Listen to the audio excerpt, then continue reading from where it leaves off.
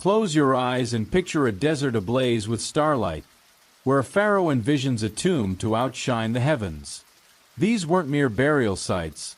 They were eternal palaces for god-kings, stuffed with gold, jewels, and spells to secure immortality. Why did Egypt's rulers pour their nation's riches into these colossal pyramids? And how did their grand designs, guarded by deadly traps and ancient curses, crumble into chaos? Tonight, dear listener, we're slipping into a world of ambition so bold it dwarfs modern megaprojects. Imagine workers dragging stones heavier than tanks, believing their king's soul hung in the balance. Yet, most tombs were looted, their mummies defiled, their treasures lost. What went so wrong? As you unwind, let this saga of triumph and treachery wash over you. Comment below. Could you face a cursed tomb for its riches? From Giza's towering wonders to Tutankhamun's eerie crypt, we'll unravel why these tombs captivated the world, and why they failed. Let's journey back to an era when death was a masterpiece, and failure a bitter twist of fate. Ready for the ride? Drift with me to a morning in ancient Egypt, the Nile sparkling like a ribbon of molten gold under a dawn sky. A pharaoh steps onto his palace balcony, his linen robes catching the breeze, his golden collar glinting like a supernova. Below, thousands kneel, their chants rising not for a man, but for a god. To Egyptians, pharaohs were divine, the living Horus, son of Ra, the sun god. Their breath was sacred, their decrees cosmic law.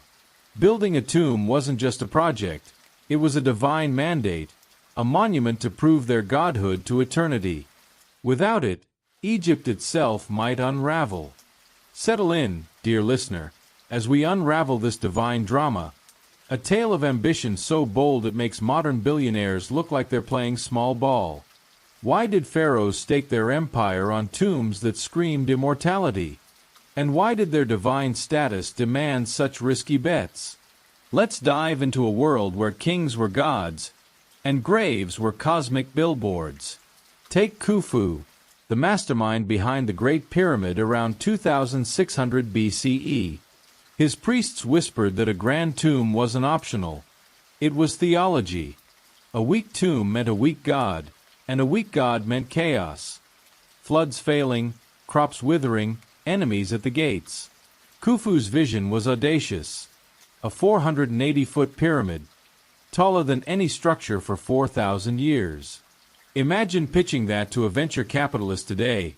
I need billions for a stone triangle to secure my soul. Good luck getting a callback. But Khufu wasn't chasing likes. He was anchoring Egypt's cosmic order.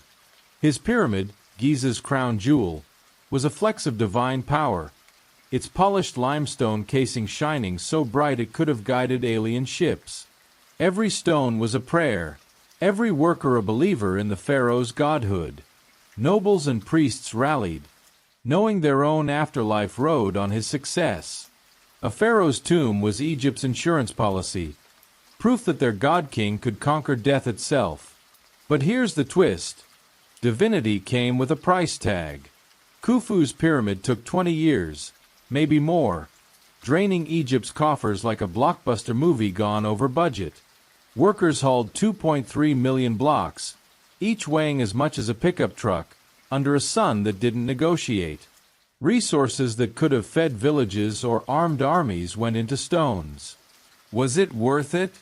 Khufu's pyramid stands, a UNESCO star, but its treasures? Looted long before Cleopatra's first toga. The divine drive pushed pharaohs to extremes, but it didn't guarantee safety. Comment below. Would you bankrupt your kingdom for a shot at eternal glory? As you relax, let's linger in this world of god-kings, where every tomb was a gamble with eternity. Khufu wasn't alone. Old Kingdom pharaohs like Djoser, whose step pyramid in Saqqara kicked off the pyramid craze around 2700 BCE, saw tombs as divine CVs. Djoser's architect, Imhotep, wasn't just a builder. He was a rock star, later deified for his genius. His step design was a stairway to the stars, a literal path for Djoser's soul. Imagine Imhotep sketching by lamplight, knowing one wrong angle could tank his king's divinity. The pressure was unreal. Build a masterpiece, or Egypt's cosmic Wi-Fi gets disconnected. By the Middle Kingdom, around 2000 BCE, pharaohs like Senusret I dialed back the flash, building mud brick pyramids to save cash. Their divine status didn't waver, but their budgets did. It's like going from a private jet to economy. Still a god, just less bling. Fast forward to the New Kingdom, around 1500 BCE, and pharaohs like Thutmose III flipped the script. They ditched Giza's in-your-face grandeur for hidden tombs in the Valley of the Kings. Why? Divine status now demanded secrecy over spectacle. Thutmose's tomb, carved deep into cliffs, was a stealth mode flex, meant to outsmart thieves. Spoiler: it didn't always work. His crypt was looted, his mummy tossed like last week's laundry. The divine drive persisted, but the risks grew. Pharaohs were gods, sure, but gods with trust issues. Every tomb was a bet that stone could outlast greed. Time, though, had other plans. Let's pause and breathe. Imagine ruling as a god, your every move judged by eternity. Could you handle the hype? Khufu did, but his pyramid's empty chambers whisper a warning. Divinity doesn't pay the bills. The Great Pyramid was a branding masterclass, its scale shouting, "I'm Horus, deal with it." But lesser pharaohs struggled. Kings like Unas, around 2400 BCE, built smaller pyramids, their divine status questioned by tight budgets. By Tutankhamun's time, around 1323 BCE, the divine game was high stakes. Tut's modest tomb, a rush job after his early death, still dazzled with gold. Yet, even his divine status couldn't stop looters, until Howard Carter's 1922 find proved miracles happen. The divine drive wasn't just about pharaohs, it was Egypt's heartbeat. Commoners toiled, believing their king's tomb secured their own afterlife. Priests chanted, nobles donated, artisans carved. It was a national obsession, like a Super Bowl with eternal stakes. But the cost was brutal. Villages starved while tombs glittered. Workers died while gods lounged. Shocking fact, some pharaohs started tomb building as teens, knowing death could crash the party early. Imagine planning your funeral at 16, but make it a skyscraper. That's divine pressure. Every tomb was a prayer, but prayers don't stop pickaxes. As you drift deeper, picture Khufu's court, buzzing with plans. Priests debate star alignments, scribes tally costs, workers sweat in quarries. The pharaoh, barely 30, knows his godhood rides on this. His tomb must scream divinity, or Egypt's gods might ghost him. It's like launching a startup with the afterlife as your investor. Success meant eternal worship. Failure meant oblivion. Khufu's pyramid delivered, but at what cost? His divine status shone, but his treasures vanished. Comment again. Could you lead a nation to build your legacy, knowing it might starve? Let's linger here, in a world where kings were gods, and tombs were their proof. The divine drive shaped Egypt for 3,000 years. Pharaohs like Ramesses II, the New Kingdom's poster boy, built dozens of monuments. His tomb a side hustle among statues and temples. His Valley of the King's crypt was a masterpiece, its walls singing his godhood. But looters didn't RSVP. Ramesses' mummy survived, shuffled by priests to safer caches. But his treasures? Poof. Even the mightiest god-king couldn't outrun greed. By the late period, around 600 BCE, pharaohs like Ramesses II built modest tombs, their divine glow dimmed by foreign invasions. Egypt's god-king era was fading, but the tomb obsession lingered. Let's reflect. Imagine being Khufu, your divine status a crown and a curse. Every decision, from war to wheat, tied to your tomb. Could you balance godhood and governance? The Great Pyramid stands, a testament to faith, but its empty halls mock the divine dream. As we close this chapter, breathe deeply. The pharaoh's godhood fueled epic tombs, but divinity was no shield. Next, we'll dive into their afterlife obsession, where every jewel was a ticket to eternity. Could those tickets save them from thieves? Stay with us. Step softly now into the torchlit chambers of an ancient Egyptian court, where priests murmur spells over a golden sarcophagus, their voices weaving a web of magic. Death, for pharaohs, wasn't a curtain call. It was the opening act of an eternal saga.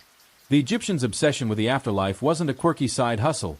It was the heartbeat of their culture, driving every jewel, every spell, every stone in a pharaoh's tomb. Why did they pack these crypts like cosmic survival kits? And why did this fervor lead to such spectacular flops?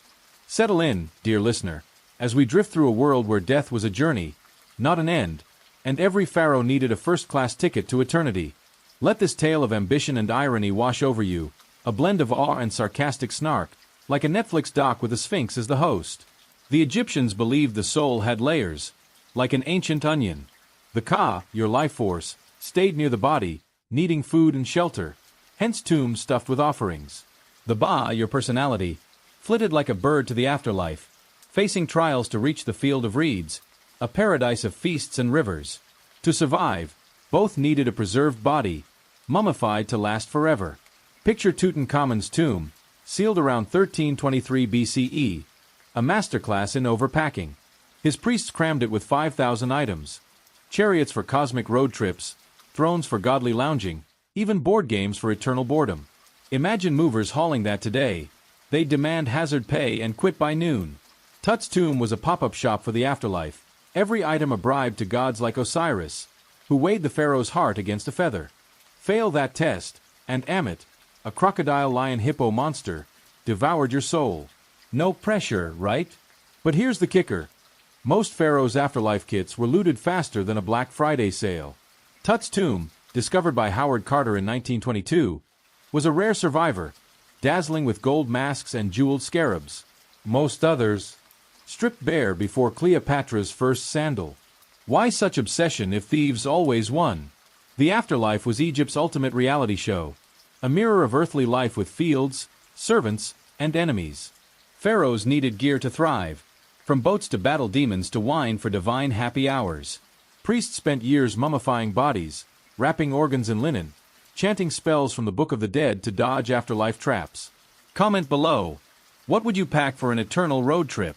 As you relax, let's linger in this eerie world, where every tomb was a launchpad to forever. Tutankhamun's tomb wasn't even the biggest flex. Old Kingdom pharaohs like Khufu, around 2600 BCE, packed their pyramids with enough loot to fund a small nation.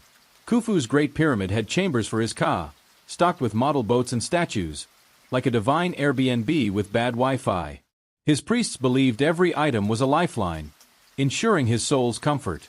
But comfort came at a cost. Resources poured into tombs starved the living. Farmers went hungry while gold adorned mummies. Villages scrimped while priests carved shabby figurines, tiny servants to work for the pharaoh in eternity. It's like blowing your budget on a yacht while your fridge is empty. By the New Kingdom, tomb building was a national industry. Deir el-Medina, a village near the Valley of the Kings, housed artisans who carved crypts for pharaohs like Ramesses II. These workers lived better than most, but their own graves? Dirt pits. Talk about job irony. Let's pause and breathe. Imagine planning your afterlife with this intensity. Could you prioritize gold over grain? The Egyptians did, betting everything on the afterlife's promise. Priests wrapped mummies in linen finer than silk, placed hearts in canopic jars, and sealed tombs with spells to scare demons. The Book of the Dead was a cheat sheet, guiding souls past snakes and gates. Picture a priest chanting as Tut's mummy was sealed, believing his Ba was already soaring. But the obsession had a dark side. Tombs drained Egypt's wealth, leaving it vulnerable. Shocking fact, some pharaohs started tomb prep as kids, knowing death could crash early. Imagine designing your crypt at 12, but make it a skyscraper. That's commitment. The afterlife obsession wasn't just pharaohs. It gripped all Egypt. Commoners buried trinkets with their dead, hoping for a budget version of eternity. Nobles donated to royal tombs, banking on the pharaoh's success to boost their own afterlife odds. It was a national mania, like a World Cup with cosmic stakes. But the cost was brutal. While tombs glittered, droughts hit. While mummies lounged, workers died. By the Middle Kingdom, around 2000 BCE, pharaohs like Amenemhat I built simpler tombs to ease the strain. Their afterlife dreams scaled back, but the obsession didn't. Even in the late period, around 600 BCE, pharaohs like Ramesses II stuffed crypts with amulets, praying for a safe trip. Drift deeper now, into a tomb's cool silence, where priests seal Tut's sarcophagus. The air hums with chants, the walls glow with spells. Every item, from sandals to scepters, is a bet on eternity. But bets don't always pay off. Tut's tomb survived, a fluke, but most pharaohs' afterlife plans were raided. Thutmose III's crypt, hidden in the Valley of the Kings, was looted by 1000 BCE. His mummy, shuffled to a cache, barely escaped. The obsession fueled epic tombs, but it invited disaster. Comment again. Could you bet your legacy on a tomb, knowing thieves were waiting? Let's reflect. Imagine Tut's priests, exhausted but hopeful, sealing his crypt. Their work was art, but art attracts vandals. The afterlife obsession shaped Egypt's soul. Pharaohs like Ramesses II, who ruled for 66 years, built tombs as side gigs among temples and statues. His Valley of the Kings crypt was a masterpiece, its walls a comic strip of his afterlife journey. But looters didn't care. His treasures vanished, his mummy moved by priests to dodge raiders. Even the mightiest pharaoh couldn't outrun greed. By the New Kingdom, tomb prep was a science. Priests used 70 days to mummify bodies, embalming with natron, wrapping with spells. Shabtus, carved by artisans, promised eternal labor. But labor didn't stop thieves. Most tombs were hit within decades, their afterlife dreams trashed. As we close this chapter, breathe deeply. The Egyptians' afterlife obsession was a fire, burning bright but costly. Tombs were packed for eternity, but eternity had other plans. Could those spells and jewels save pharaohs from time? Stay with us as we explore the cosmic symbolism in their tomb designs, where every stone was a prayer. Did those prayers hold up? Let's find out.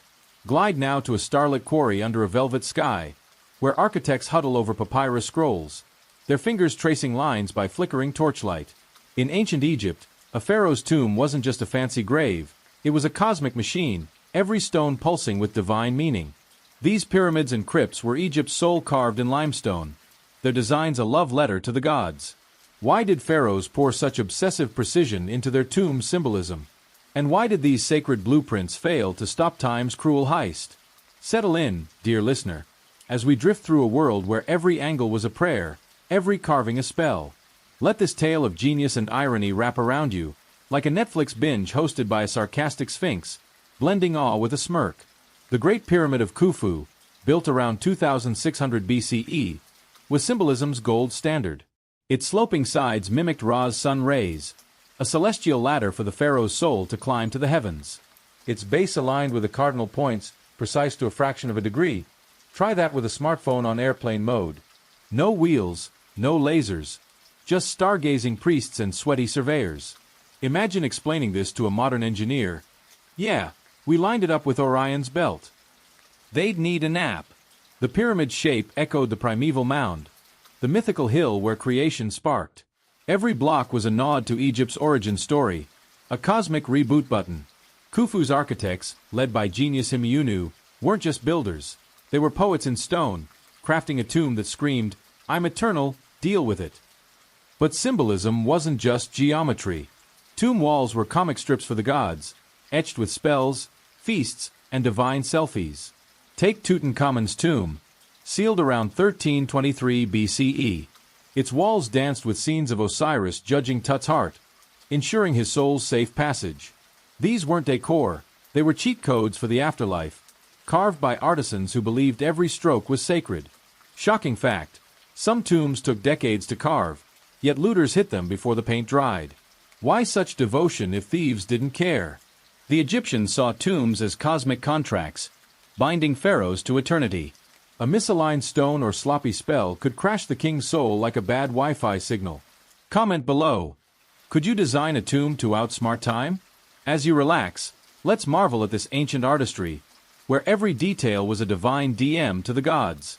Old Kingdom pyramids like Djoser's Step Pyramid, built around 2700 BCE, were symbolism's first draft.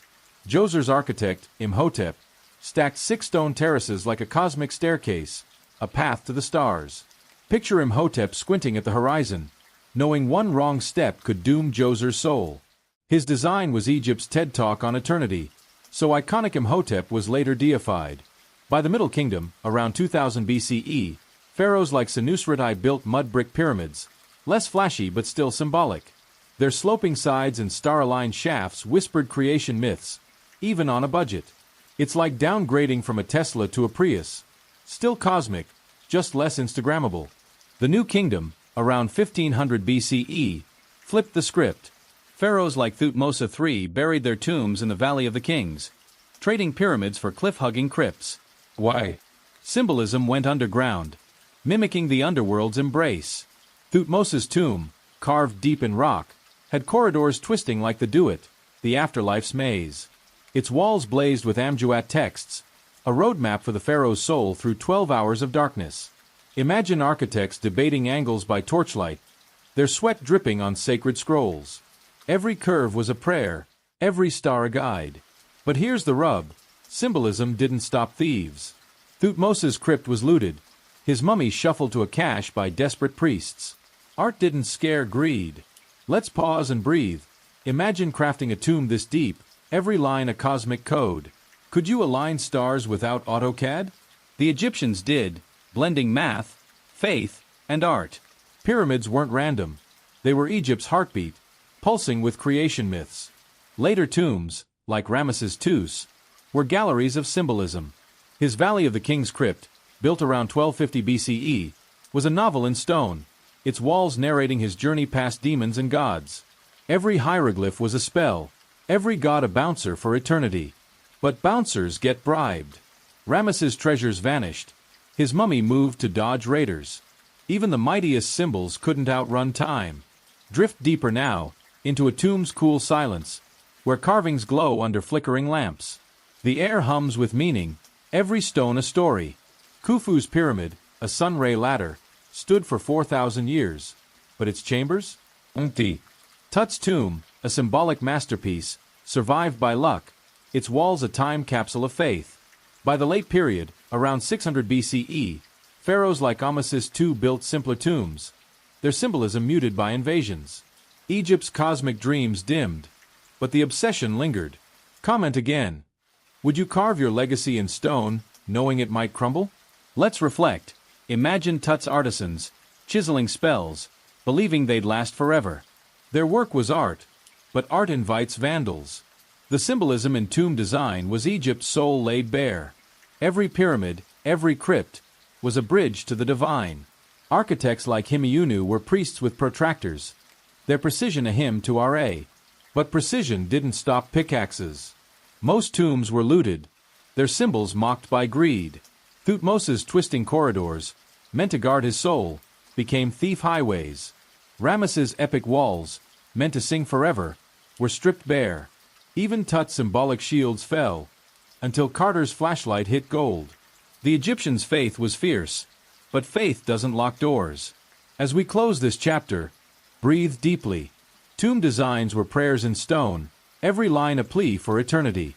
But prayers don't stop time. Could those cosmic codes save pharaohs from oblivion?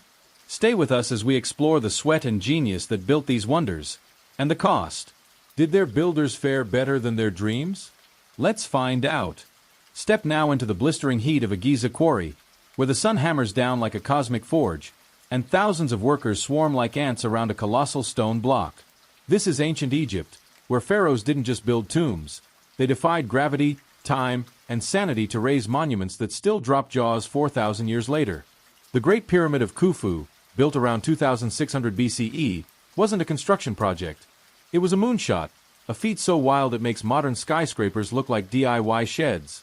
How did a civilization without cranes or computers stack 2.3 million stones into a 480-foot behemoth? And why did this engineering triumph invite such epic failure? Settle in, dear listener, as we drift through a saga of sweat, genius, and ancient audacity. Let this tale of impossible builds wrap around you, like a History Channel special hosted by a snarky time traveler, blending awe with a wink.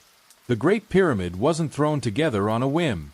Khufu's architects, led by the brilliant Himiunu, planned it like a galactic heist. They didn't have steel beams or hydraulic lifts, just limestone, manpower, and a divine deadline. Each block, averaging 2.5 tons, was quarried from nearby cliffs or floated from Tura, 500 miles away, on Nile barges. Picture workers hauling these beasts across sand, their backs bending under a sun that didn't clock out. Shocking fact, the pyramid's base covers 13 acres, precise to within inches. Try that with a tape measure and no coffee. Himiunu's team used ramps, maybe straight, maybe spiraling, to drag blocks up, a logistical ballet that'd make Amazon's warehouses blush. Imagine coordinating 20,000 workers without walkie-talkies, all to stack stones for a god king's nap. But Khufu's pyramid wasn't the first. Djoser's Step Pyramid, built around 2700 BCE in Saqqara, was Egypt's beta test. Architect Imhotep, a polymath who'd school Elon Musk, stacked 6 limestone terraces, a 200-foot staircase to the stars. It was the world's first monumental stone structure, a flex that screamed, "We're not messing around." Imhotep's crew didn't have blueprints, just papyrus sketches and guts. They piled 1 million cubic feet of stone, learning as they went. Mistakes? Plenty. Early collapses taught them to angle inward, a lesson Khufu's team perfected. By the Middle Kingdom, around 2000 BCE, pharaohs like Senusret built mud brick pyramids, cheaper but less eternal. It's like swapping a Rolex for a knockoff. Still fancy, just less durable. The New Kingdom, around 1500 BCE, switched gears. Pharaohs like Thutmose III carved tombs into the Valley of the Kings, burrowing into cliffs like cosmic moles. These weren't pyramids but labyrinths, with corridors stretching hundreds of feet. Workers chiseled through rock with copper tools, their lamps flickering in air thick with dust. Picture a miner hacking away, knowing one wrong swing could bury him. Thutmose's tomb, a 300-foot maze, took years, its chambers hidden to foil thieves. Spoiler: thieves weren't fooled. The engineering was genius. But genius didn't lock doors. Comment below. Could you orchestrate a build this wild without modern tech? As you relax, let's linger in this world of ancient architects, where every stone was a victory. The scale of these builds was nuts. Khufu's pyramid took 20 years, maybe 30, with workers moving 12 blocks an hour to hit deadlines. That's 400 stones a day, every day, 4 decades. Imagine a project manager today surviving that schedule. They'd be on stress leave by week 2. Workers lived in camps near Giza, eating bread and onions, their lives tied to the pharaoh's dream. Archaeologists found their bones, showing we're like pro athletes. These weren't slaves, as old movies claim, but skilled laborers, proud of their craft. Still, pride didn't cool the desert. Himiunu's ramps, possibly wrapping the pyramid like a spiral road, were engineering voodoo. No one's sure how they worked. Some say sleds with water-reduced friction, others bet on levers. Either way, it was brute force meets brain power. Let's pause and breathe. Imagine leading this chaos, your pharaoh's eternity on your shoulders. Could you keep 20,000 workers on task without Wi-Fi? The Egyptians did, building wonders that outlasted empires. But the cost was steep. Resources for pyramid-starved farms. Limestone quarries scarred the land. Workers died, their names lost while Khufu's shone. By the New Kingdom, tomb building was leaner. Ramesses II's crypt, around 1250 BCE, was a carved masterpiece, but smaller than Giza's giants. His engineers focused inward, digging deep rather than building high. Still, every block was a gamble, a bet on eternity. But bets don't stop pickaxes. Drift deeper now, into a Giza dawn, where workers chant as they drag a block up a ramp. The air hums with purpose, the pyramid rising like a man-made mountain. Khufu's tomb was a triumph. Its 5.7 million tons a middle finger to mortality. But triumph invited tragedy. Looters hit it early, stripping chambers bare. Djoser's pyramid, a symbolic staircase, was raided too. Thutmose's hidden crypt? Same story. Engineering marvels were catnip for thieves. Comment again. Would you build a wonder knowing it'd be looted? Let's reflect. Imagine Himiunu, exhausted but proud, watching his pyramid gleam. His work was art, but art attracts vandals. The impossible became possible through Egypt's grit. Middle Kingdom pharaohs like Amenemhat I built simpler pyramids, their mud brick cores crumbling faster than stone. Late period kings, around 600 BCE, like Ramesses II, carved modest tombs, their engineering dreams dimmed by invasions. But Giza's giant stood, proof of what humans can do with faith and muscle. Khufu's pyramid, aligned with stars, was a cosmic high five. Yet, its empty halls whisper failure. As we close this chapter, breathe deeply. These builds were miracles. But miracles don't stop greed. Could their tools match their ambition? Stay with us as we explore the tech behind these wonders. And the price. Wander now to a dusty Giza worksite, where the Nile's breeze carries the clink of copper chisels and the grunt of workers heaving stone. This is ancient Egypt, where pharaohs' tombs rose not with cranes or computers, but with tools so basic they'd make a modern contractor weep. The Great Pyramid of Khufu, built around 2600 BCE, was a 480-foot testament to human ingenuity, crafted with sticks, stones, and sheer grit. How did Egyptians turn primitive gear into architectural wizardry? And why did these genius techniques fail to protect their masterpieces? Settle in, dear listener, as we drift through a world of ancient tech, where every hammer strike was a prayer for eternity. Let this saga of brainpower and blunders wrap around you, like a TED Talk hosted by a time-traveling snark machine, blending awe with a sly grin. The Egyptians' toolkit was laughably simple. Copper chisels, softer than modern steel, carved limestone blocks. Wooden mallets, swung by calloused hands, shaped granite. Rope, woven from papyrus, hauled 2.5-ton stones across sand. No power drills, no GPS, just sweat and smarts. Picture a worker chipping away at a block, his chisel dulling faster than a cheap phone battery. Shocking fact, copper was so precious, tools were resharpened daily, slowing progress to a crawl. Yet, Khufu's team stacked 2.3 million blocks with precision that'd make a laser jealous. How? They mastered leverage, using wooden sleds to slide stones, possibly doused with water to cut friction. Imagine rigging that without a YouTube tutorial. Pure genius. The ramps were the real MVPs. Khufu's pyramid likely used a network of ramps, straight, zigzagging, or spiraling, to lift blocks 480 feet. Archaeologists still bicker over the design, like nerds debating Star Wars canon. Some say a single ramp stretched from the base. Others bet on a spiral wrapping the pyramid like a stone burrito. Either way, workers dragged sleds up slopes, their ropes taut as guitar strings. Picture a foreman barking orders, his voice lost in the desert wind. Ramps were built from mud brick and limestone chips, dismantled after use, leaving no trace. It's like assembling IKEA furniture, then burning the instructions. Comment below. Could you engineer a skyscraper with just rope and wood? As you relax, let's linger in this world of ancient hackers, where every tool was a puzzle piece. Djoser's Step Pyramid, built around 2700 BCE, was the warm-up act. Architect Imhotep, a brainiac who'd humble Tony Stark, used stone chisels and wooden levers to stack 6 terraces. His tools were crude, think dollar store knockoffs, but his techniques were slick. Workers used plumb bobs, simple weights on strings, to keep walls vertical. Star sightings aligned the pyramid's base with the cosmos, a trick that'd stump a modern surveyor without Wi-Fi. Imhotep's crew learned fast, tweaking angles after early flops. By Khufu's time, techniques were polished. Surveyors used water-filled trenches as levels, ensuring bases flat enough to skate on. It's like building a Lego castle with a blindfold, mad skills. The New Kingdom, around 1500 BCE, brought a twist. Pharaohs like Thutmose III carved tombs into the Valley of the Kings, using copper picks and fire to crack rock. Workers heated limestone with flames, then doused it with water to split it, like a prehistoric jackhammer. Picture miners swinging picks in choking dust, their lamps flickering like bad horror movie props. Thutmose's tomb, a 300-foot maze, demanded precision.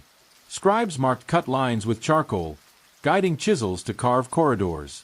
Every swing was a gamble, hit a fault, and the roof could cave. Yet, these tools built crypts that lasted millennia. But lasting wasn't winning. Thieves looted Thutmose's tomb, mocking its tech. Let's pause and breathe. Imagine wielding these tools, your pharaoh's eternity on the line. Could you carve a mountain with a copper stick? The Egyptians did, turning twigs into triumphs. Middle Kingdom pharaohs like Senusret I, around 2000 BCE, used similar tools but cut corners with mud brick cores. Their pyramids crumbled faster, like budget sequels to Giza's blockbuster. By the late period, around 600 BCE, pharaohs like Ramesses II leaned on old-school chisels for modest tombs. Their tech unchanged as empires fell. Tools stayed simple but techniques evolved. Khufu's team used counterweights, think seesaws on steroids, to lift blocks. No fossils of forklifts, just brain power. Drift deeper now, into a Giza twilight, where workers sharpen chisels by firelight. The air buzzes with purpose, the pyramid rising like a stone dream. Khufu's tools were basic, but his techniques were PhD level. Ropes, knotted with math, distributed weight like a CrossFit coach. Sleds, greased with Nile mud, glided stones like hockey pucks. Every move was choreographed, a dance of dust and muscle. But dances don't stop vandals. Khufu's pyramid gleamed, but its chambers? Emptied. Djoser's terraces soared, but his crypt? Raided. Thutmose's maze twisted, but thieves? Unfazed. Comment again. Would you trust ancient tech to build your legacy? Let's reflect. Imagine Imhotep, squinting at his papyrus, knowing his tools were weak but his vision strong. His work was magic, but magic attracts muggers. The Egyptians' tools were their limit and their strength. Copper chisels, wooden sleds, and rope were Stone Age relics.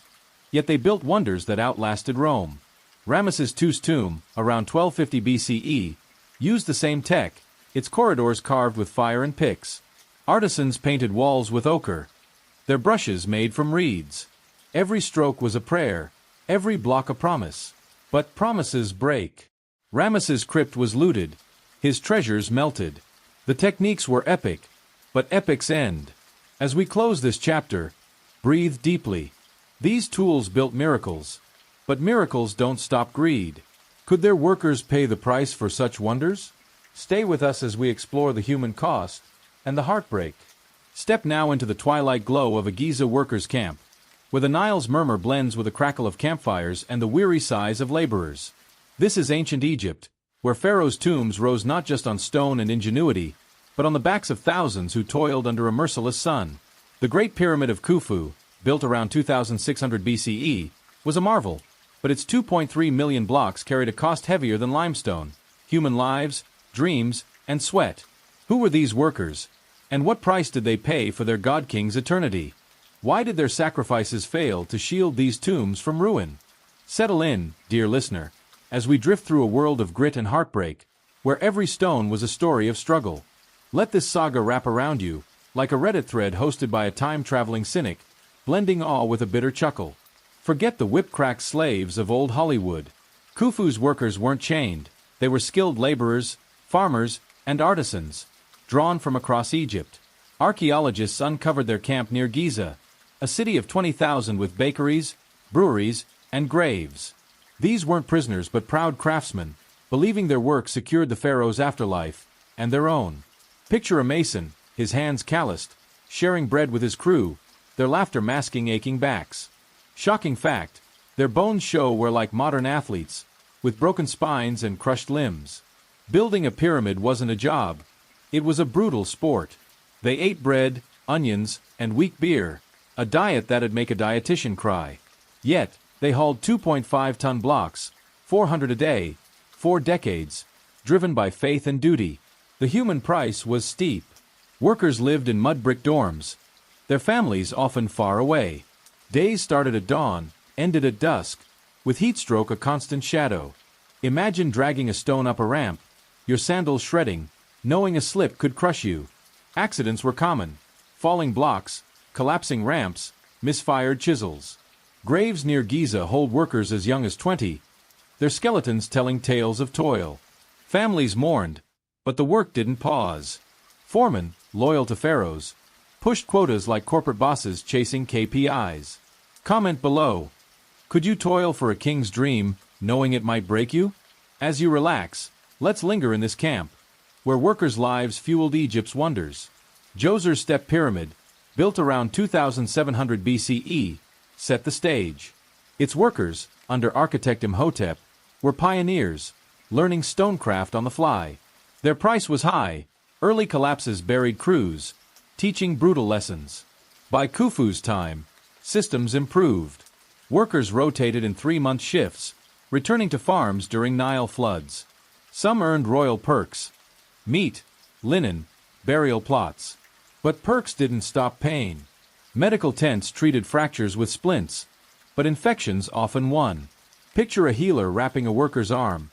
His herbs no match for sepsis. These men weren't nameless. Graffiti in Giza's quarries boasts, friends of Khufu, a crew proud of their grind. Still, pride didn't cool the desert. The New Kingdom, around 1500 BCE, shifted the scene.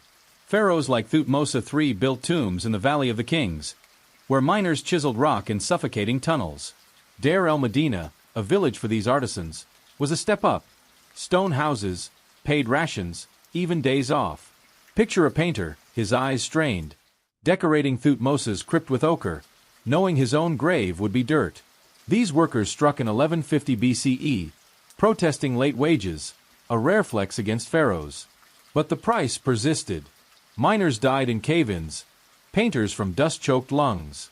Thutmose's tomb, a 300-foot maze, cost lives, yet looters stripped it bare. Duty didn't stop greed. Let's pause and breathe. Imagine living this grind, your body a tool for a god's glory. Could you trade your health for history? The Egyptians did, their sacrifices etched in bone. Middle Kingdom pharaohs like Senusret I, around 2000 BCE, used smaller crews for mud brick pyramids, easing the toll but not the risk. Workers still fell, their families left with prayers, not pensions. By the late period, around 600 BCE, pharaohs like Ramesses II built modest tombs, but workers' lives stayed cheap. Khufu's camp fed thousands, but famine loomed when grain ran low. Gratitude hits hard. We gripe about deadlines, not death traps. Drift deeper now, into a Giza dusk, where workers huddle by fires, their faces etched with dust and pride.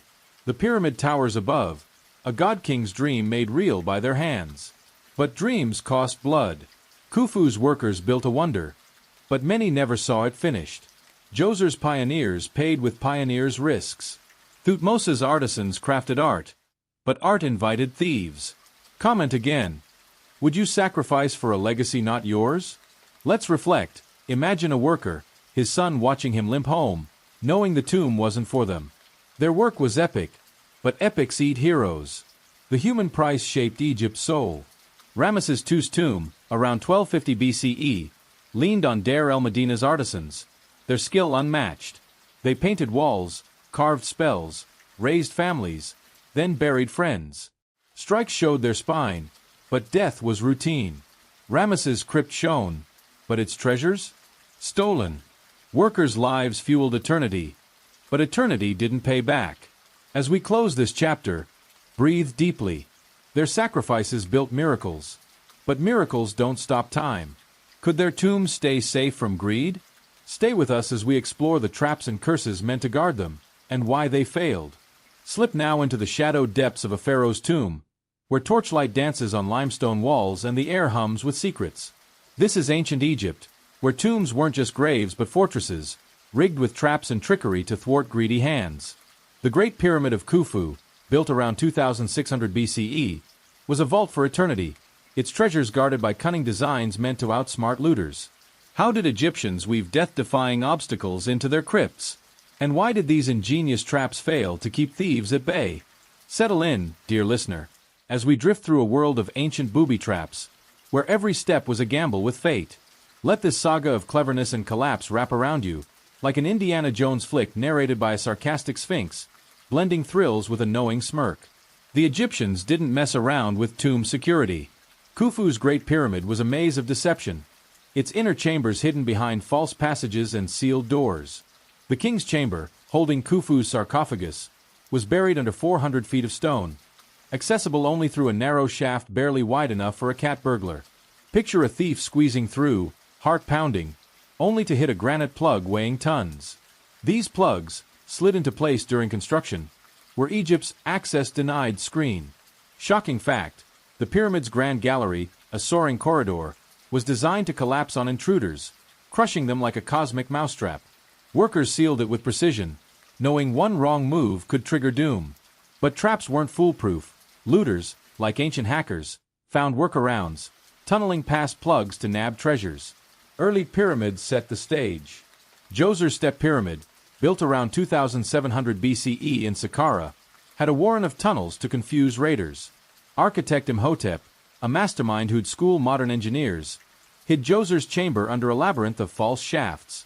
Imagine a thief, torch flickering, choosing the wrong tunnel and hitting a dead end, or worse, a pitfall.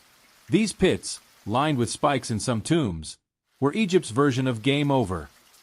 Yet, Djoser's crypt was looted, its traps more art than armor. By the Middle Kingdom, around 2000 BCE, pharaohs like Senusret I added sliding stones to their pyramids, slabs that dropped to block passages.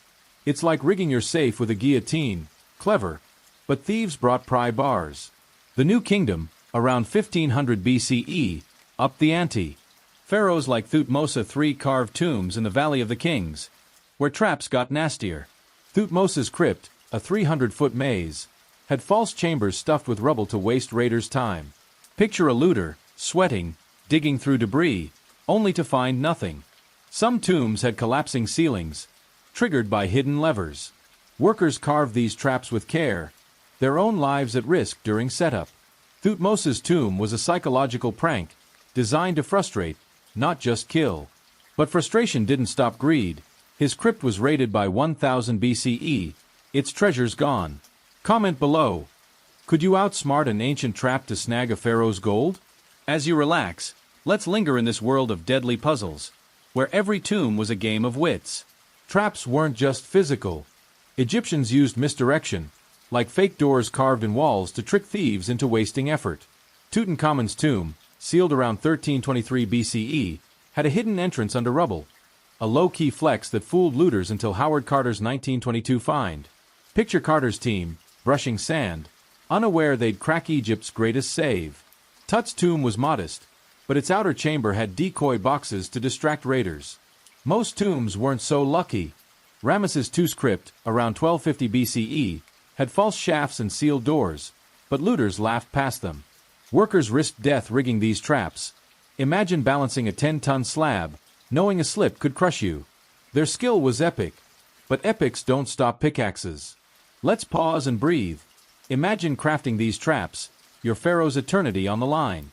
Could you rig a death maze without modern tools? The Egyptians did, their traps a blend of art and terror. Middle Kingdom tombs like Amenem had eyes used hidden pits, their floors giving way like horror movie traps. Late-period pharaohs like Ramesses II, around 600 BCE, stuck to simpler tricks, fake walls, sealed shafts, as invasions dimmed their budgets. Khufu's Grand Gallery, a 150-foot trap, was a masterstroke, its stones poised to fall. But stones fell on workers too. Accidents during trap setup weren't rare. Gratitude hits. We gripe about passwords, not pitfall spikes. Drift deeper now, into a tomb's cool silence, where traps hum with menace. The air feels alive, every shadow a threat. Khufu's pyramid was a fortress, but its traps? Bypassed. Djoser's tunnels twisted, but looters? Undeterred. Thutmose's decoys baffled, but thieves? Unfazed. Comment again. Would you risk a trap for eternal riches? Let's reflect. Imagine a worker, torch dimming, setting a trap for his king. His work was genius, but genius invites vandals. Traps and trickery were Egypt's firewall, but firewalls get hacked. As we close this chapter, breathe deeply. These traps were marvels, but marvels don't stop greed. Could curses do better? Stay with us as we explore the power of ancient spells, and why they flopped. Drift now into the flickering gloom of an ancient Egyptian tomb, where the air feels thick with unseen whispers and the walls pulse with engraved spells. This is the realm of pharaohs, where tombs weren't just guarded by stone traps but by curses, dark enchantments meant to terrify looters into leaving sacred treasures untouched. The tomb of Tutankhamun, sealed around 1323 BCE, became a modern legend for its supposed curse, but every pharaoh's crypt leaned on these mystical threats. Why did Egyptians trust words to shield their god-king's eternity? And why did these curses fail, leaving tombs as empty as a ghosted chat? Settle in, dear listener, as we glide through a world of ancient magic, where every spell was a plea to the gods. Let this tale of curses and chaos wrap around you, like a TikTok ghost story told by a smirking sphinx, blending chills with a sly chuckle. Curses weren't just spooky graffiti, they were Egypt's psychological warfare. Inscribed on tomb walls or clay tablets, they promised divine wrath on thieves, death by plague, devoured by demons, or eternal torment. Take Khufu's Great Pyramid, built around 2600 BCE. Its chambers didn't scream cursed, but priests spread tales of God's vengeance, like Ra zapping intruders with sunfire. Picture a looter, torch wavering, hearing whispers of doom, enough to make anyone rethink their career. Shocking fact, some curses invoked Anubis, the jackal-headed god, to tear the heart of violators. These weren't polite warnings. They were cosmic cease and desist letters. Priests chanted spells during burials, sealing tombs with divine NDAs. But looters?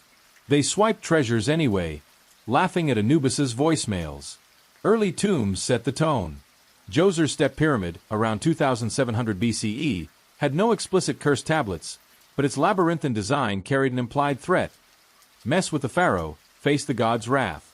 Imhotep, its architect, wove symbolic spells into walls, hinting at divine payback. By the Middle Kingdom, around 2000 BCE, pharaohs like Senusret upped the ante with written curses. Senusret's tomb warned thieves of misery in the necropolis, a vibe check from Osiris himself. Imagine a raider reading that by lamplight, heart racing, then prying gold anyway. Curses were Egypt's do not disturb sign, but thieves treated them like junk mail. Comment below. Would you brave a pharaoh's curse for a shot at gold? As you relax, let's linger in this eerie world, where words were weapons. The New Kingdom, around 1500 BCE, made curses a blockbuster. Thutmose III's Valley of the King's Tomb, a twisting crypt, bore spells invoking Ammit, the soul-devouring monster, to chomp intruders. Picture priests etching these threats, their chisels trembling with faith. Thutmose's curse promised no afterlife for looters, a fate worse than death in Egypt's worldview. But faith didn't faze robbers. His tomb was stripped by 1000 BCE. Tutankhamun's tomb, discovered by Howard Carter in 1922, became the curse poster child. No explicit curse was found, but Carter's team faced eerie deaths. Lord Carnarvon died of a mosquito bite, others fell ill. Newspapers screamed, "Curse of the Pharaoh!" A media frenzy that'd make X blush. Was it magic? Nah, probably mold or bad luck. Yet, Tut's legend grew, proving curses' PR power. Curses weren't just for show, they gripped Egypt's soul. Commoners feared them, avoiding tombs like haunted Airbnb listings.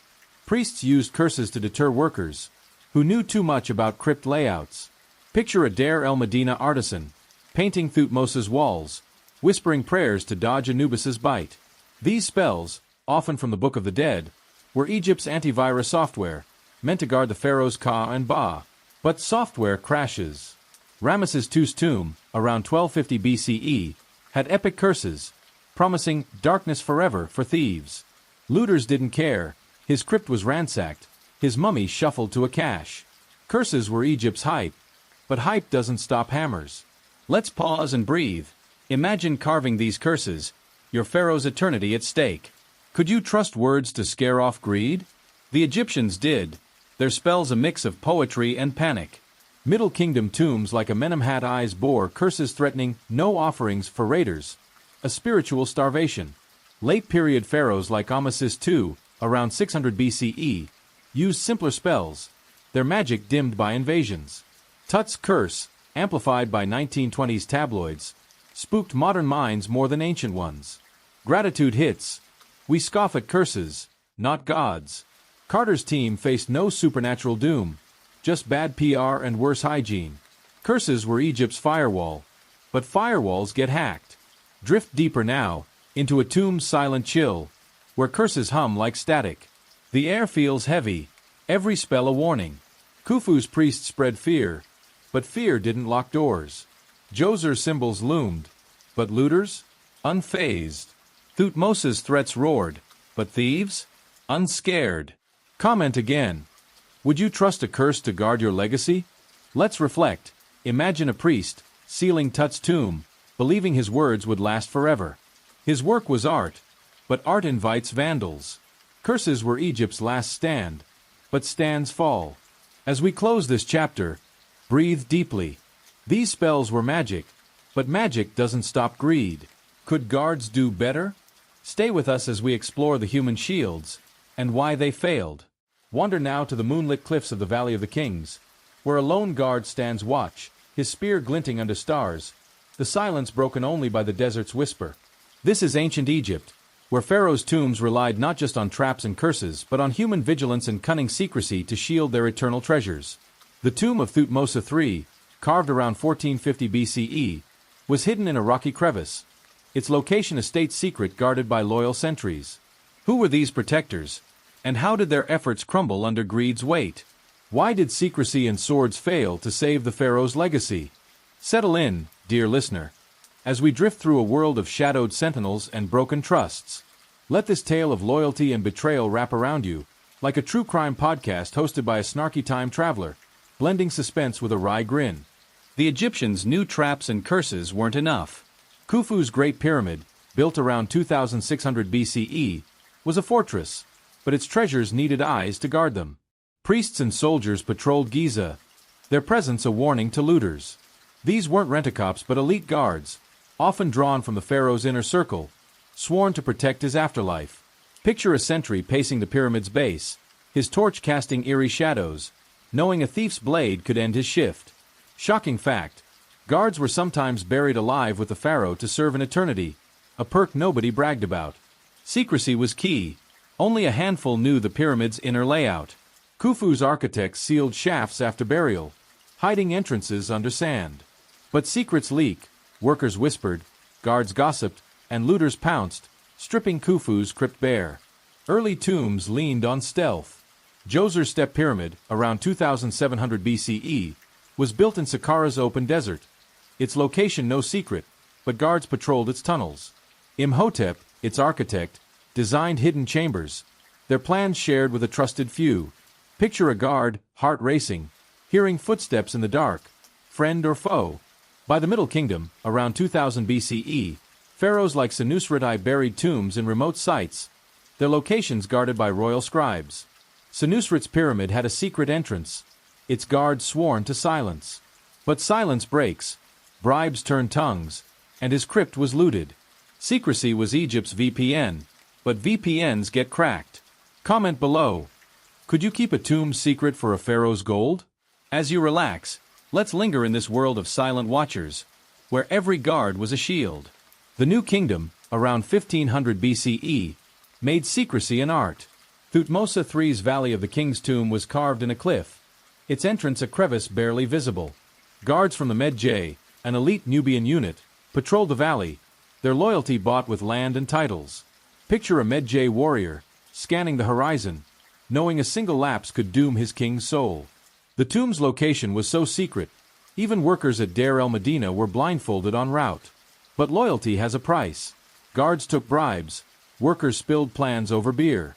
Thutmose's tomb was raided by 1000 BCE, its treasures gone. Tutankhamun's tomb, sealed around 1323 BCE, was the exception, its entrance buried under flood debris, unnoticed by guards and looters until Howard Carter's 1922 find. Guards weren't infallible. Ramesses II's tomb, around 1250 BCE, had a small army of sentries, their shifts etched in royal logs. Picture a guard, bored after midnight, slipping away for a nap, then waking to a looted crypt. Corruption was rampant. Records from 1100 BCE show guards prosecuted for selling tomb maps. Priests, meant to oversee security, often joined the heist, pocketing gold while preaching piety. It's like trusting a fox to guard your crypto wallet. By the late period, around 600 BCE, pharaohs like Ramesses II relied on smaller guard units, their budgets slashed by invasions. Secrecy faded. Tombs were looted as guards looked away. Gratitude hits. We lock doors, not souls. Let's pause and breathe. Imagine standing guard, your pharaoh's eternity on your shoulders. Could you resist a bribe for a king's gold? The Egyptians tried. Their guards a human firewall. Middle Kingdom tombs like Amenemhat eyes hid entrances under cliffs, their sentries hand-picked. But hands open for silver. Amenemhat's crypt was emptied. New Kingdom priests doubled as guards, their temples funding security. But temples breed greed. Priests turned looters, betraying gods for bling. Tut's tomb survived by fluke, its guards long gone when floods hit it. Ramesses' sentries failed, their logs useless against thieves. Guards were Egypt's last line, but lines break. Drift deeper now, into a valley's midnight hush, where a Medjay guard grips his spear, eyes locked on shadows. The air feels alive, every rustle a threat. Thutmose's tomb lies hidden, but hidden doesn't mean safe. Khufu's guards patrolled, but patrols miss cracks. Djoser's sentries stood, but stood down for gold. Comment again.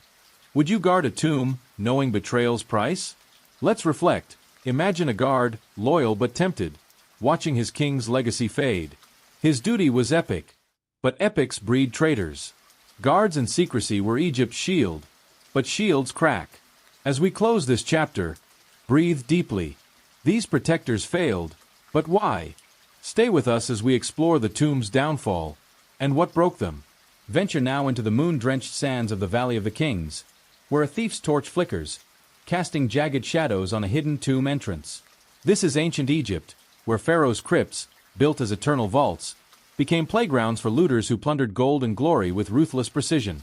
The tomb of Ramesses II, carved around 1250 BCE, was a glittering prize, yet its treasures vanished like a bad bet in Vegas. How did tomb raiders outsmart traps, curses, and guards to ransack Egypt's sacred graves?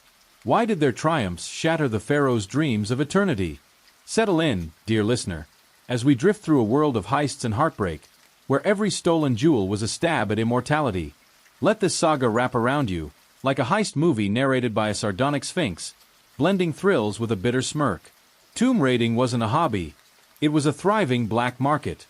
Khufu's Great Pyramid, built around 2600 BCE, was a 480-foot fortress, its chambers sealed with granite plugs and guarded by divine curses.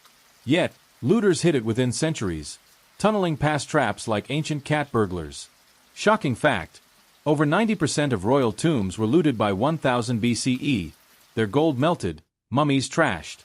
Picture a raider, chisel in hand, prying open Khufu's sarcophagus, snagging jewels while Anubis's curse echoed in his head. These weren't random thugs. Many were insiders, workers, guards, even priests who knew the tomb's secrets. They used chisels, ropes, and torches, their tools as basic as their greed was bold. Looters didn't just steal, they erased legacies, leaving pharaohs' souls stranded. Early tombs were easy pickings.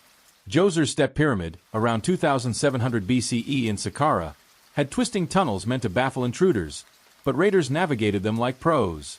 Imhotep's design was genius, but genius meets greed. Picture a looter, dodging pitfalls, hauling out Djoser's gold under moonlight. By the Middle Kingdom, around 2000 BCE, pharaohs like Senusret hid tombs in remote deserts, but raiders followed whispers. Senusret's pyramid was stripped, its secret entrance betrayed by a bribed guard.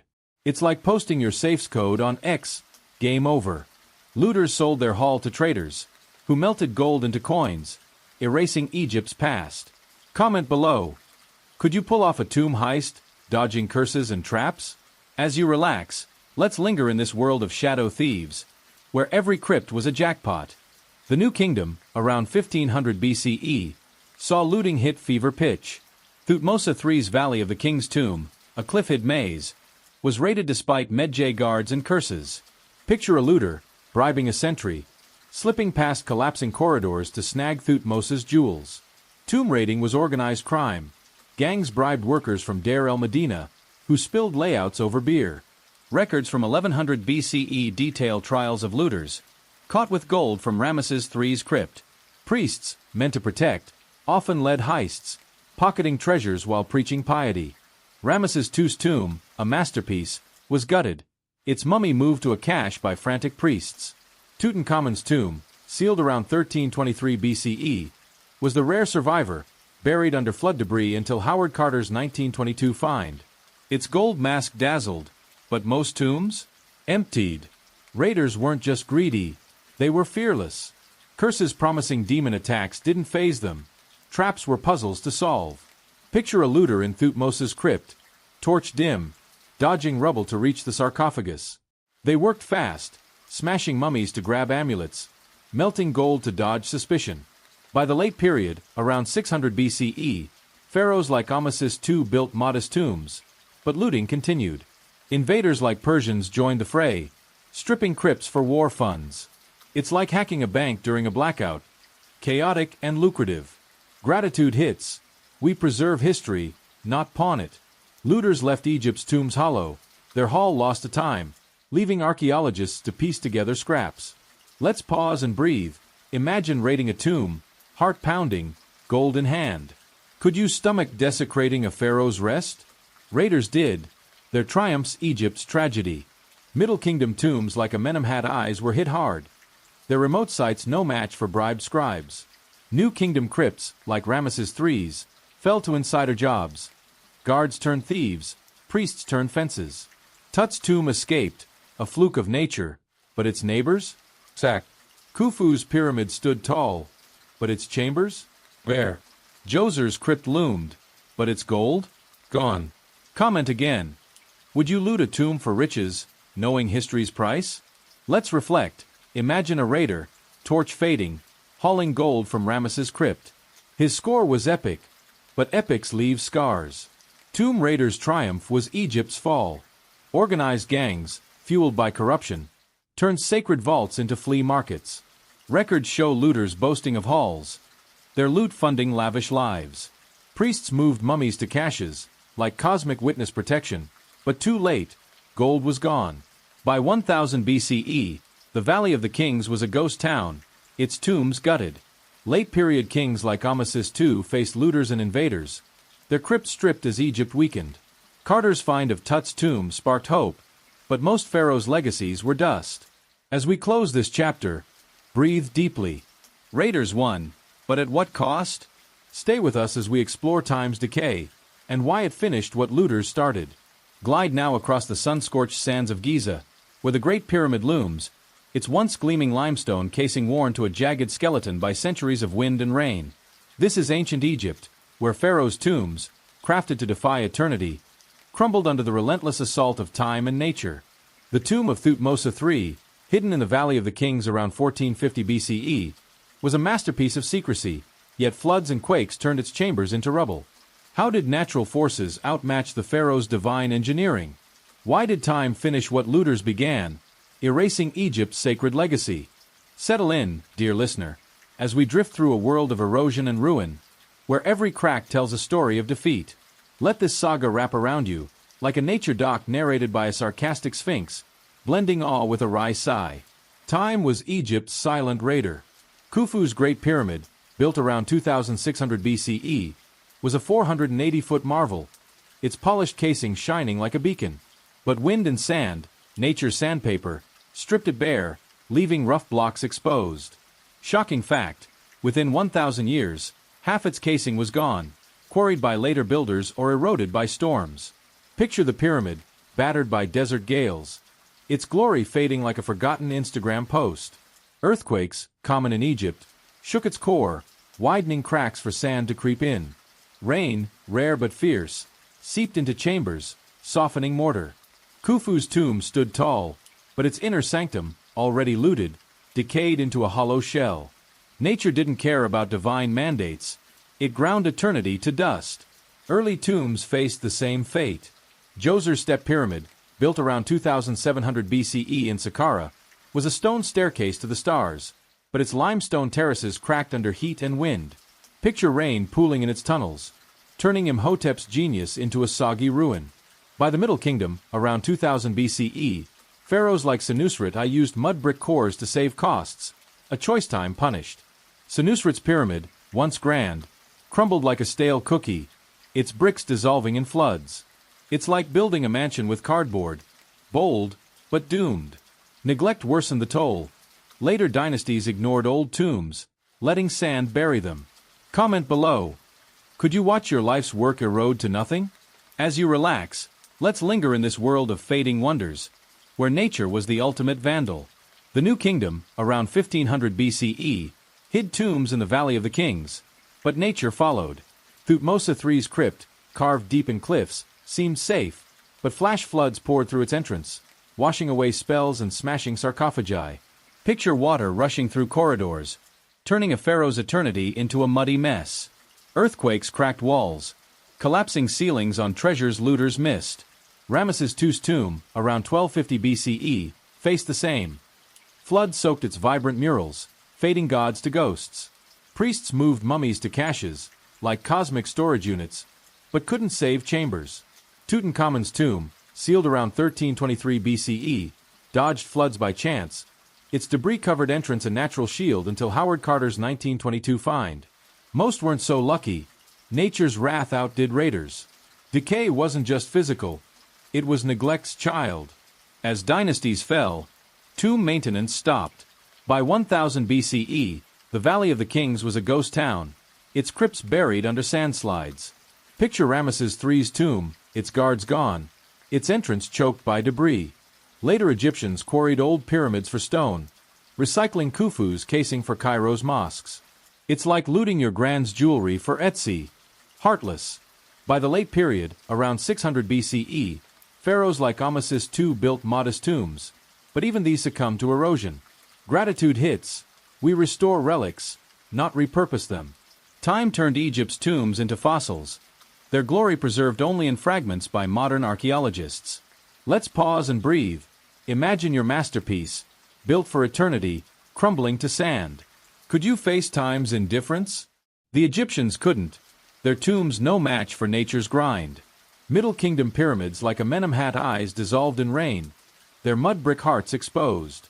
New Kingdom crypts, like Thutmose's, drowned in floods, their spells washed away. Tut's tomb survived, a fluke, its chambers a time capsule.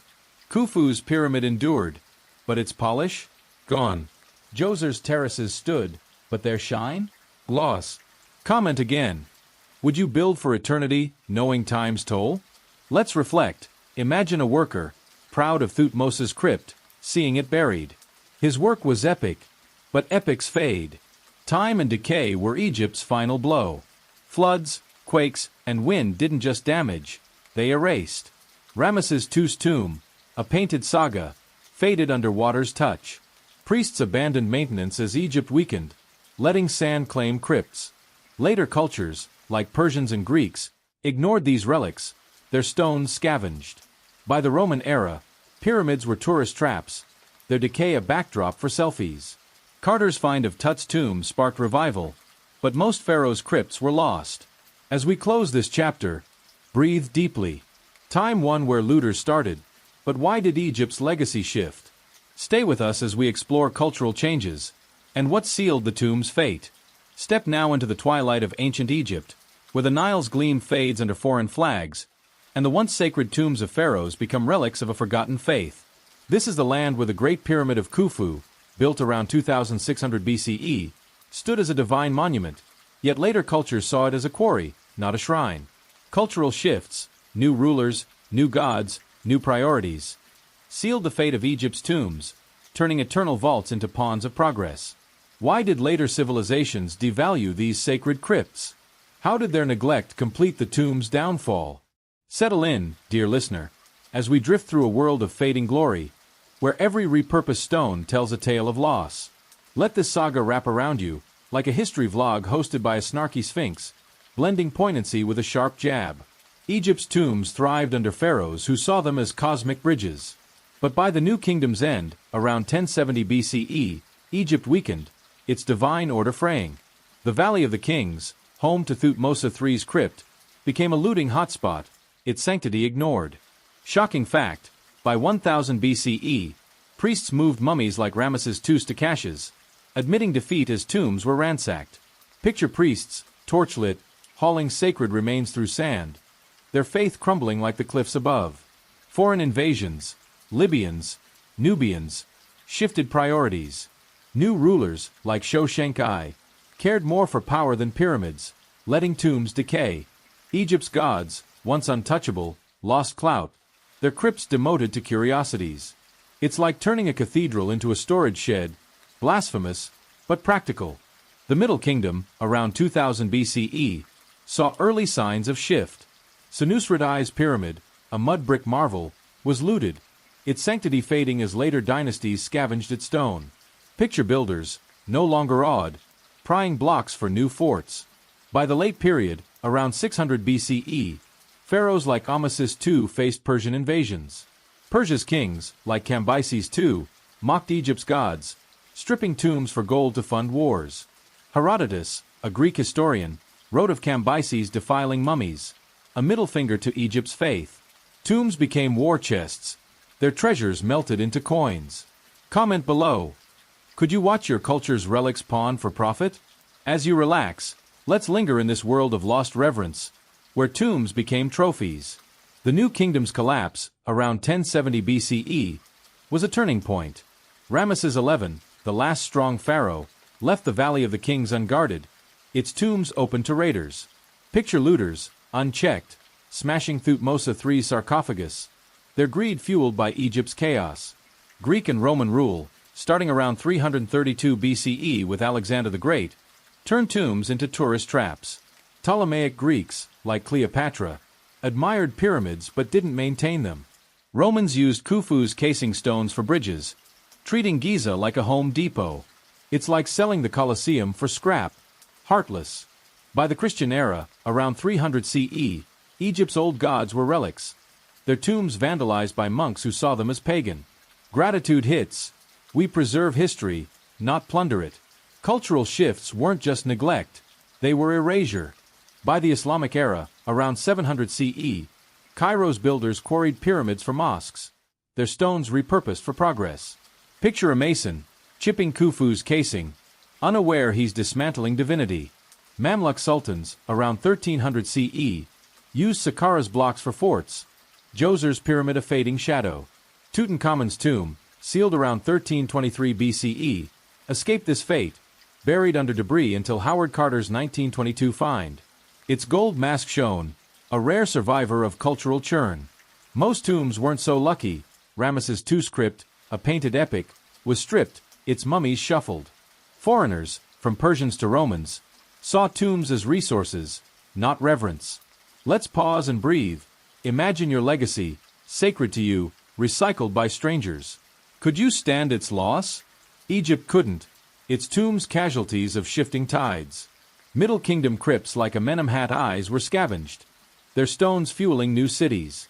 New Kingdom tombs, like Thutmose's, were defaced, their gods mocked. Late period kings like Ramesses II built modest crypts, their faith drowned by conquest. Tut's tomb survived, a fluke, its treasures a time capsule. Khufu's pyramid stood, but its glory? Stolen. Djoser's terraces loomed, but their sanctity? Lost. Comment again. Would you let your treasures be repurposed by time? Let's reflect. Imagine a priest, watching Ramesses' tomb fade, his gods forgotten. His work was eternal, but eternity shifts. Cultural shifts were Egypt's final wound. Persians melted gold for armies. Greeks gawked, Romans quarried, Christians smashed. By the medieval era, pyramids were myths, their makers dust. Arab scholars like al-Makrizi, around 1400 CE, marveled at Giza but didn't restore it. Napoleon's 1798 expedition sparked Western interest, but too late. Most tombs were ruins. Carter's find of Tut's tomb revived Egypt's glory, but most pharaohs' crypts were lost. As we close this chapter, breathe deeply. Cultural shifts buried what looters and time spared, but what endures? Stay with us as we reflect on Egypt's legacy and what it teaches us. As the Nile's silver ribbon winds through the dusk, casting long shadows over Giza's weathered giants, we stand at the crossroads of ancient Egypt's epic saga. The pharaohs' tombs, monuments to divine ambition, engineering genius, and desperate security, were built to defy time, yet crumbled under looters' chisels, nature's wrath, and shifting cultures. From Khufu's Great Pyramid, a 480-foot beacon of godhood, to Tutankhamun's hidden crypt, a golden fluke, these tombs tell a story of triumph and tragedy, a 4,000-year echo of human dreams and defeats. Why did these eternal vaults fall? What do their ruins whisper to us today? Settle in, dear listener, as we drift through this final reflection, weaving threads of awe, irony, and gratitude. Let this tale wrap around you, like a TED Talk hosted by a time-worn sphinx, blending wisdom with a sardonic wink. Our journey began with the Pharaohs' divine drive, their belief as living gods fueling tombs like Khufu's pyramid, a cosmic ladder to RA picture priests chanting, aligning stones with stars, their faith a fire that burned through Egypt's wealth. The afterlife obsession packed crypts with chariots and spells, as Tut's 5,000 treasures proved, each a ticket to eternity. Symbolism turned tombs into divine machines, every angle a prayer, yet prayers didn't stop pickaxes. These were more than graves, they were Egypt's soul, carved in limestone, a testament to a culture that saw death as a grand debut. But souls fade when thieves and time intervene. The engineering marvels staggered us next. Khufu's 2.3 million blocks, hauled without cranes, were a moonshot by Himeyunu's team, their ramps a dance of grit. Djoser's Step Pyramid, Imhotep's 2700 BCE breakthrough, sparked a stone revolution, yet crumbled under neglect. Valley of the King's crypts, like Thutmose III's, burrowed deep, their corridors chiseled by firelight. Workers paid a brutal price. Broken bones, lost lives, pride etched in dust.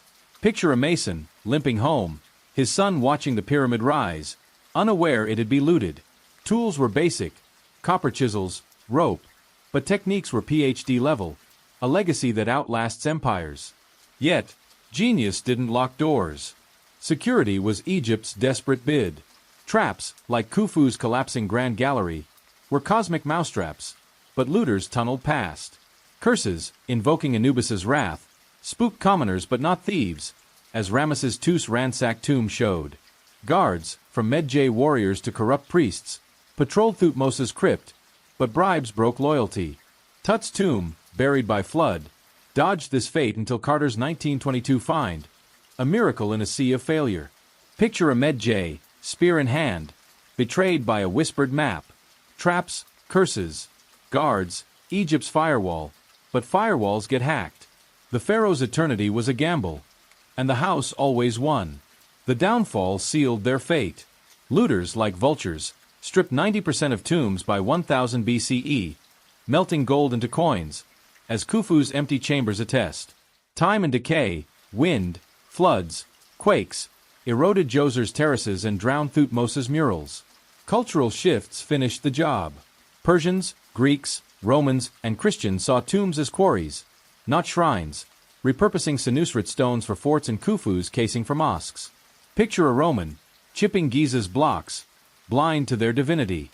By the medieval era, tombs were myths, their makers dust, until Carter's find of Tut's gold mask revived Egypt's spark. The pharaoh's legacy was shattered, but fragments endure. What do these ruins teach us? Curiosity drives us to ask why Khufu bet an empire on stone, why Tut's fluke survived. Their ambition mirrors our own. Think skyscrapers, space probes, digital legacies. We, too, chase eternity, posting lives on servers, hoping they outlast us. Shocking fact, the Great Pyramid stones could build a wall around France, yet its treasures are gone. Gratitude hits hard. Our museums guard Tut's mask, not melt it. We preserve where ancients plundered, learning from their loss. Picture Carter, torch raised, gasping at Tut's gold, a moment that rekindled Egypt's flame. Their failure is our lesson. Build grand, but guard wise. The pharaoh's story isn't just history, it's a mirror. Their divine ego, like our tech tycoons, built wonders but invited ruin. Workers' sweat, like our gig economy, fueled dreams at a cost. Looters' greed, time's decay, cultural churn, these are our risks, too. Could our cloud backups vanish like Ramesses' gold? Comment below. What's your eternal legacy, and how would you save it? As you relax, let this reflection settle. Egypt's tombs, from Khufu's pyramid to Tut's crypt, were epic fails, yet their ruins thrill us. Why? They're proof of what humans dare when gods whisper eternity. Let's pause and breathe. Imagine standing before Giza, its stones scarred but standing.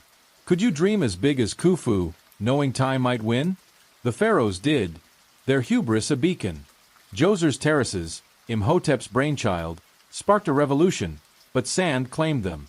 Thutmose's crypt, a cliff-hid maze, drowned in floods, yet its walls whisper. Ramesses' murals, a pharaoh's saga, faded, but his mummy endures.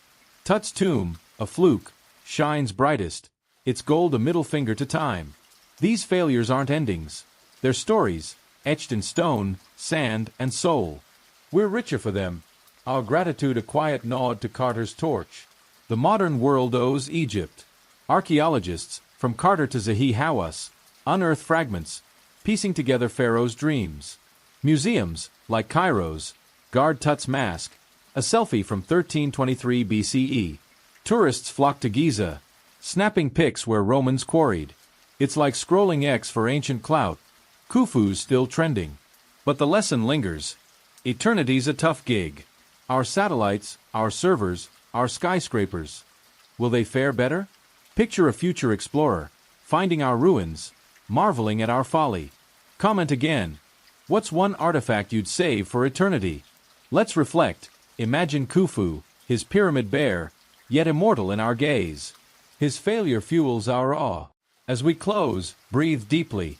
The pharaoh's tombs, Khufu's fortress, Tut's treasure, were epic, flawed, human. They built for gods, bled for dreams, lost to greed, time, and change. Yet, their stones speak, their legacy a spark. We're their heirs, chasing eternity in pixels, not pyramids. Their ruins urge us.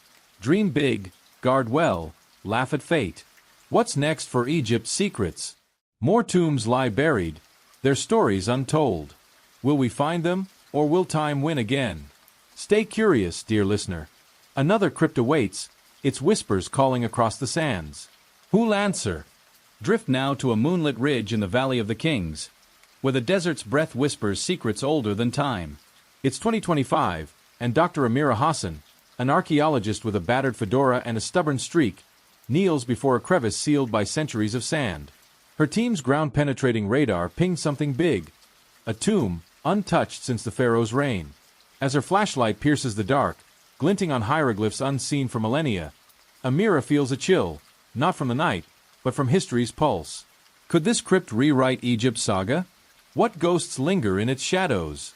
Settle in, dear listener, as we weave a final tale, a dance of discovery and reflection, where the pharaoh's dreams echo in our world.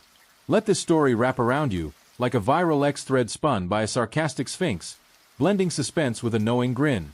Amira's journey began with a hunch, sparked by a papyrus fragment in Cairo's archives, hinting at a forgotten pharaoh, Mernith, a second dynasty ruler around 2900 BCE. Unlike Khufu's towering pyramid or Tutankhamun's golden crypt, Mernith's tomb was a whisper, buried deep to dodge looters. Picture Amira, poring over scans, her coffee cold, tracing anomalies in the valley's cliffs. Her team, geologists, historians, a drone pilot with too many Red Bulls, worked in secret, fearing modern raiders, not curses. Shocking fact, over 60 tombs lie in the valley, but new finds are rare, each a gamble against time's erasure. As Amira's chisel cracks the seal, dust swirls like a ghost, revealing a staircase descending into darkness. Her heart races. Is this Egypt's next hut? The tomb's entrance, carved with Mernith's cartouche, feels alive, its hieroglyphs a defiant cry. I am eternal.